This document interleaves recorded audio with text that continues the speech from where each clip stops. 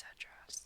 Thereupon he clenched his fist and struck him on the neck, felling him to the ground, and called aloud to the watchman of the bazaar, and came down on the body in his drunken fury, and kept on belaboring and throttling the corpse.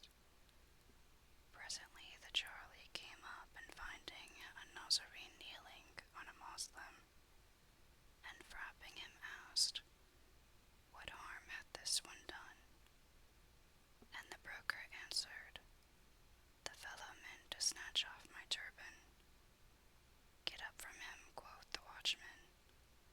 So he arose, and the Charlie went up to the Hunchback, and finding him dead, exclaimed, "By Allah, good indeed, a Christian killing a Moslem." Then he seized the broker, and tying his hands behind his back, carried him to the governor's house. And all the while the Nazarene kept saying to himself, "O Messiah, O Virgin, how came I to kill this fellow? And in what a hurry he must have been to depart this life when he died of a single blow." Presently, as his drunkenness fled, came dolour in its stead. So the broker and the body were kept in the governor's place till morning morrowed, when the wali came and gave order to hang the supposed murderer, and commanded the executioner make proclamation of the sentence. Forthwith they set up a gallows, under which they made the Nazarene stand, and the torch-bearer, who was hangman, threw the rope round his neck, and passed one end through the pulley, and was about to hoist him up, when lo, the reeve, who was passing by, saw the broker about to be hanged, and making his way through the people, cried out to the executioner, "Hold, hold, I am he who killed the Hunchback." Asked the governor, "What made thee kill him?" And he answered, "I went home last night, and there found this man who had come down the ventilator to steal my property. So I smote him with a hammer on the breast, and he died forthright. Then I took him up and carried him to the bazaar, and set him up against the wall in such a place near such a lane," adding, "Is it not enough for me to have killed a Moslem without also killing a Christian? So hang none other but me." When the governor heard these words, he released the broker, and said to the torch-bearer, "Hang up this man on his own confession."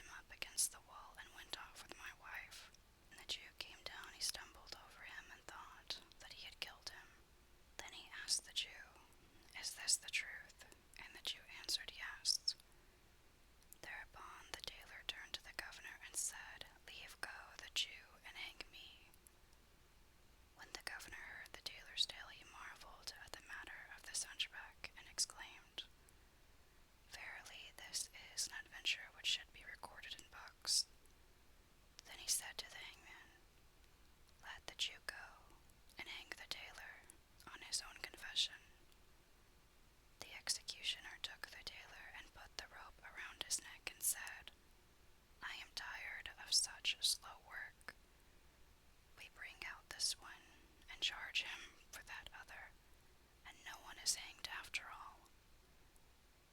Now the hunchback in question was, they relate, gesture to the Sultan of China, who could not bear him out of his sight.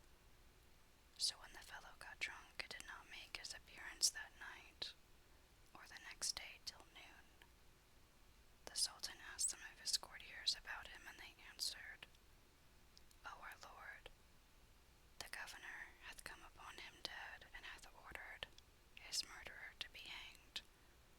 But as the hangman was about to hoist him up, there came a second